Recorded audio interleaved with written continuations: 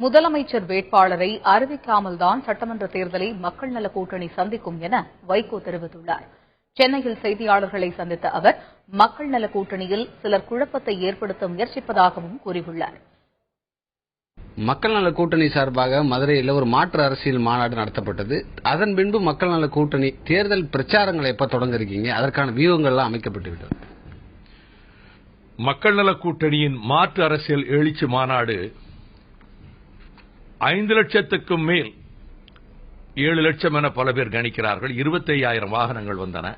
தமிழக அரசியலில் இப்படிப்பட்ட பிரம்மாண்டமான கடல் போல் திரண்ட ஒரு மாநாடு இதுவரை நடந்ததில்லை.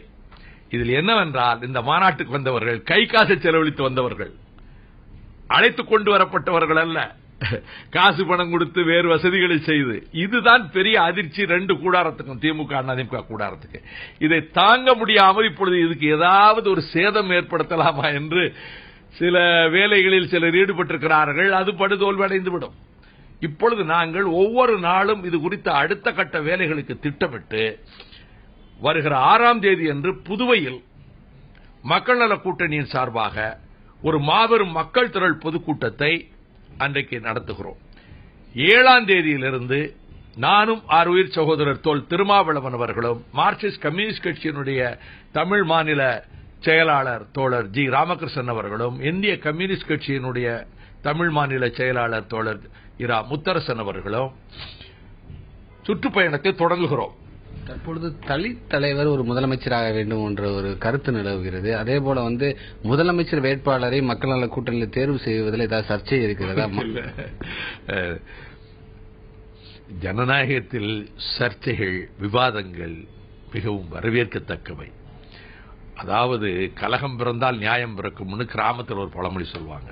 விவாதங்கள் வருகிற போது அதனுடைய விடைகள் சரியா இருக்கும்.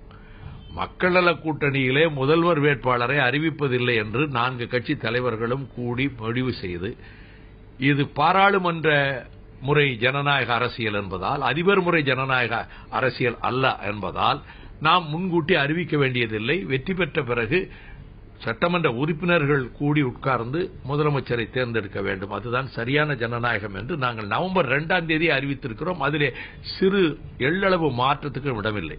மதிமுக தொண்டர்கள் மத்தியில் மதிமுகவுடைய பொதுச் செயலாளர் இருக்கக்கூடிய நீங்கள் சட்டமன்றத்திற்கு செல்ல வேண்டும் என்ற ஒரு எண்ணம் இருக்கு, ஒரு நினைப்பு இருக்கு. நீங்க சட்டமன்ற தொகுதியில போட்டியிடுவதற்கான வாய்ப்பு இருக்கா? அதற்கான எண்ணம் உங்கள்ட்ட? எனக்கென்று தனிப்பட்ட முறையில் இருக்கிற எண்ணங்கள், கருத்துக்கள் என்பது வேறு. கட்சி தான் இது பற்றி முடிவு செய்ய வேண்டும்.